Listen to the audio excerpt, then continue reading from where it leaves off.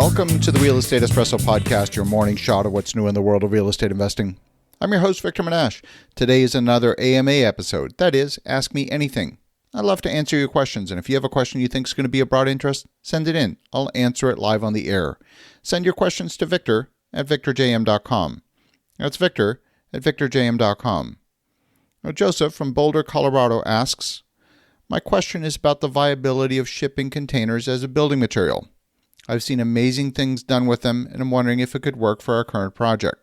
We have the intention of creating a glamping vacation rental getaway, 620 to 1,240 square feet for parties of 4 to 8 people, gearing towards millennials and tiny home fans. Attached is a typical draft design. Concerns we have are refinancing after the project is up and running to get an initial investment money back to investors, and number 2, construction costs with containers versus standard building materials. Our partner Builder has done builds in California for $110 to $130 per square foot hard cost. And then finally, whether there would be city or county planner objections to use of the material. Appreciate any thoughts you have, and thank you again for all your work and content. Well, Joseph, thanks for the kind words, and this is a great question. In my experience, shipping containers make for a very robust structure.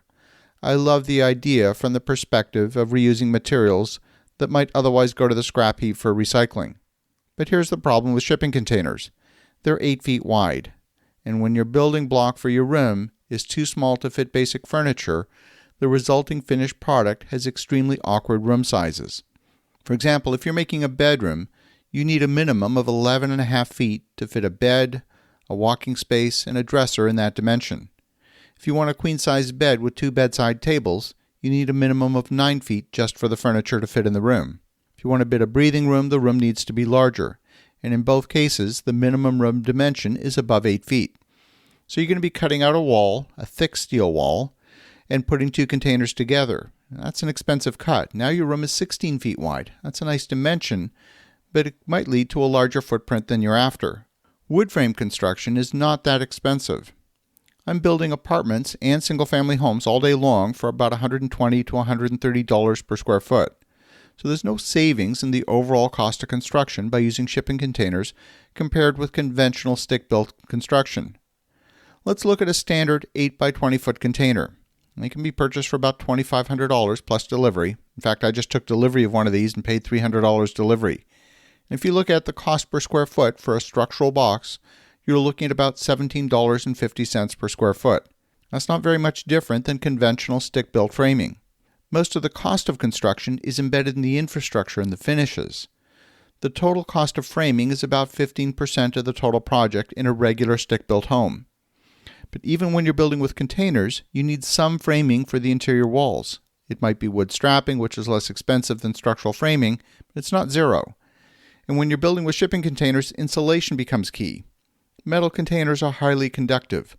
You need channels to route utilities like water, sewer, electric, and HVAC. In order to get sufficient insulation, you end up with thick walls or expensive insulation. If you have thick walls, now your room interior dimensions shrink and you end up with a smaller room below the 8-foot dimension.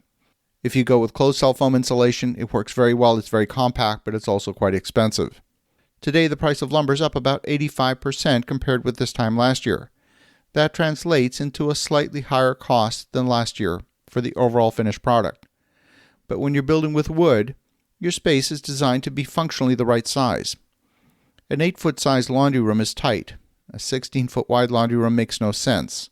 A 10-foot wide room made of wood is going to be less expensive than a 16-foot wide room made of steel. I've seen commercial structures put together in Europe out of shipping containers, and compared with concrete construction or structural steel, containers can be a very cost-effective solution. But when you compare the cost of wood frame construction, shipping containers can be a useful Lego building block for a medium-sized commercial property. I see this building block as very effective for pop-up offices in an industrial setting like warehouses. But as a building block for single-family homes, I'm not a fan. That doesn't mean they don't have a place, but as a core building block for residential or multifamily construction, I frankly don't see the value. The cost of wood framing is virtually the same, with none of the constraints or complications of the steel form factor. Framing makes up a small percentage of the overall construction schedule. Most of the time is consumed in the rough-in and interior finishing stage. And even if you set the framing portion of the schedule to 0, you're not saving that much, maybe about 20% of the overall schedule, with virtually no savings in the total investment. So those are my thoughts on shipping containers. It's one of those ideas that intuitively looks like it should be a benefit, but just doesn't get realized in real world. Thanks again, Joseph, for a great question. And for the listeners at home, have an awesome rest of your day. Go make some great things happen. I'll talk to you again tomorrow.